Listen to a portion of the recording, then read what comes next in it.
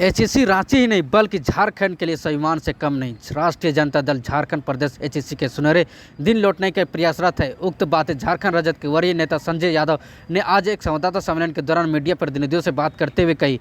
मौके पर उन्होंने कहा कि राजद के नेतृत्व में एचईसी बचाव के संघर्ष समिति ने आज राज्य के मंत्री सत्यानंद भोक्ता से मुलाकात करने के 8 सूत्री ज्ञापन सौंपा है। मंत्री ने ज्ञापन लेने के बाद आश्वासन दिया है कि एचईसी के समर्थन के लिए राज्य की सरकार तरफ से भरसक प्रयास किया जाएगा। उन्होंने कहा कि आगामी 23 जुलाई को इस संदर्भ में एक मीटिंग रखी गई, जिससे एचईसी के पुनर्गठन और कामगारों के हितों की रक्षा के लिए ज्ञान विचार विमर्श किया जाएगा। संजय यादव ने बताया कि मंत्री सत्यानंद भोक्ता ने यह भी कहा है कि अगर आवश्यकता पड़ी तो दिल्ली जाकर केंद्रीय मंत्रियों से मुलाकात करके और एचईसी के विकास के लिए पहल करेंगे। आज के प्रेस कॉन्फ्रेंस में संजय यादव के अलावा कैलाश यादव, मनोज यादव, आबिद अंसारी, सुनीता देवी समेत अन्य नेतागण मौजूद थे। क्या कुछ का सुनिए। आज राष्ट्रीय जनता दल का अनुशासन समिति का बैठक हुआ, क्योंकि अनुशासन समिति के अध्यक्ष स्वयं हम हैं और मेंबर मंजू शाह जी, भूतनाथ यादव जी, सुनीता चौधरी जी मेंबर हैं अनुशासन समिति और कई बिंदुओं पर निर्णय लिया गया। पूरे राज्य का जो कुछ मसला था, एक शिकायत था पार्टी के अंदर, पार्टी के बाहर, वो सारे बिंदुओं पर काफ़ी गहन और काफ़ी देर तक मंथन किया गया और सारे बिंदुओं पे बात हुआ। बात होने के बाद हम लोग डिस्कस की ओर जाएंगे और बड़ी ही स्वाद वातावरण में मीटिंग का विधिवत जो है नाकाम किया गया। और सबसे बड़ी बात जो है, जो आज हम लोग माननीय मंत्री भोक्ता जी से मिले हम लोग और एचईसी बचाओ अभियान संघर्ष समिति के द्वारा हम लोगों ने जो है आज वहाँ पर गए और उनको एक मेमोरेंडम दिए और 8 सूत्री मांग जो हम लोगों का था, वो 8 सूत्री मांगों को हम लोग विधिवत वहाँ पे रखे और माननीय मंत्री जी ने इस चीज़ों का निराकरण करने के लिए बहुत ही गंभीरतापूर्वक सभी सदस्यों को आश्वासन भी दिया और तुरंत कार्रवाई भी किया। जो व्यवस्था उनको मिलना चाहिए नहीं मिल पा रहा था, आज कई महीनों से, करीब 6 महीना से लगभग एचईसी का कई सुविधा नहीं मिल पा रहा था, चिकित्सा सुविधा, वो मंत्री जी ने तुरंत एक बात किया हायर अफसर से और उन्होंने बोला कि नहीं, नियम संगत जो भी होगा उसको अविलंब हम लोग देंगे और वो लोग तैयार भी हो गया। और इसी बीच में 23 तारीख को उन्होंने मीटिंग भी रखा है, उसमें राष्ट्रीय जनता दल के लोग रहेंगे, एचईसी संघर्ष बचाओ जो हमारे लोग हैं वो लोग भी रहेंगे और सभी विभाग के सेक्रेटरी भी रहेंगे। एचईसी को कैसे बचाया जाए, उसको कैसे हम लोग एक मुख्य धारा से जोड़ सकते हैं। भारत सरकार से भी बात करने की बात हुआ है, वहाँ के सेक्रेटरी से भी, भारत सरकार के मंत्री से भी वार्ता के लिए माननीय मंत्री जी ने सेक्रेटरी से भी कहा है कि आप उनसे समय लीजिए, हम लोग दिल्ली जाके भी बात उनसे करेंगे और इस समस्या को हम लोग जैसे भी है निदान करेंगे और माननीय मुख्यमंत्री आदरणीय हेमंत सोरेन जी से भी बात करेंगे, क्योंकि एचईसी एक मुख्य चीज राज्य का है और इसमें काफ़ी सैकड़ों लाखों गरीब इस राज्य का जो है भरण पोषण उसका होता है, जो आज रोड पर आ गया है, उसको बड़ी गंभीरतापूर्वक माननीय मंत्री सत्यानंद भोक्ता जी ने लिया। हम समझते हैं जो पहल कर रहा है इस पर अच्छा हम लोग को जो है निर्णय आ सकता है, इसलिए कि माननीय मंत्री जी को बधाई देते हैं।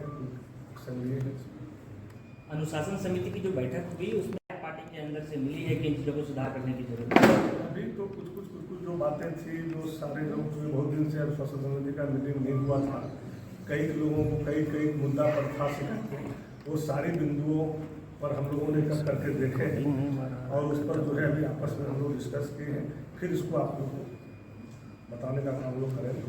कि भाई इस पर क्या निर्णय लिए, किस पर क्या हुआ नहीं हुआ, ये सारी चीज़ें भी हैं। और जिस तरह से आज एक्शन लिया गया, इसमें हम लोगों ने काफ़ी जो है हम लोगों ने वहाँ पे बातों को रखे, मजबूती से बात को रखे, और सारे लोग हम लोग एक साथ वहाँ पे गए हुए थे, और सब लोगों ने एक सुर से जो हम लोगों ने बात को रखे, क्योंकि एक बहुत बड़ी मुद्दा है राज्य के लिए, और इस पर पहल करने से निश्चित रूप से सरकार के लिए भी अच्छा संदेश जाएगा। और जिस तरह से माननीय मंत्री ने भारत सरकार से भी बात कर रहा है, राज्य सरकार से भी बात कर रहा है, तो एक अच्छी उपलब्धि मिल सकता है। इसमें तमाम करीब पूर्वा लोग हैं और काफ़ी दिनों से ये लोग हुए संजय जी कल महीने से लगे हुए, MP चुनाव के पहले से लगे हुए, MP चुनाव खत्म हुए हैं, विधानसभा में लगे हुए हैं। हर पार्टी अपना अपना काम कर रहा है, अपना अपना संगठन को मजबूत कर रहा है, लेकिन जिस तरह से बीजेपी की जनाधार घसका है और दिन पलट रहा है, हर लोग कर रहा है। कांग्रेस भी 81 सीट पे अपना जो है कर रहा है, जेमन भी 81 सीट पे कर रहा है। संगठन रहेगा, हमारा लोग रहेगा, तभी तो मदद मिलेगा। आपके एकमात्र विधायक जो हैं वो भी अब ST सूची में आ गए हैं, उस सीट को लेकर क्या पार्टी सोच रही है? फिर परिवार से ही किसी को बनाएंगे या कोई दूसरा? कि ये निर्णय लेने के लिए हमारे आदरणीय नेता और राष्ट्रीय अध्यक्ष लालू प्रसाद जी ऑथराइज हैं। जो चीज़ अब लालू जी कर सकते हैं, जो तेजस्वी जी कर सकते हैं, उसके लिए हम अभी ऑथराइज नहीं। इसलिए कि हम जो ऑथराइज हैं प्रधान महासचिव के हैसियत से, हम ये कर सकते हैं, हम संगठन को कितना मजबूती दे सकते हैं, संगठन को कितना आगे बढ़ा सकते हैं, संगठन को कितना हम धारदार बना सकते हैं, इसके लिए हम ऑथराइज है, वो काम कर रहे हैं। और बाकी उन लोग का अपना गोपनीय चल रहा है। जहाँ हम मजबूत हैं, जहाँ जेमन मजबूत है, जहाँ कांग्रेस मजबूत है, तो मिलजुल के हम लोग पार्टी में तो बेहतर बिखराव दिख रहा है। आप लोगों को ऐसा लगता है कि बिखराव है हम लोग के अंदर। हम लोगों के अंदर कोई बिखराव नहीं है। हम लोग राष्ट्रीय जनता दल है। हमारा एकमात्र नेता आदरणीय लालू प्रसाद यादव जी है।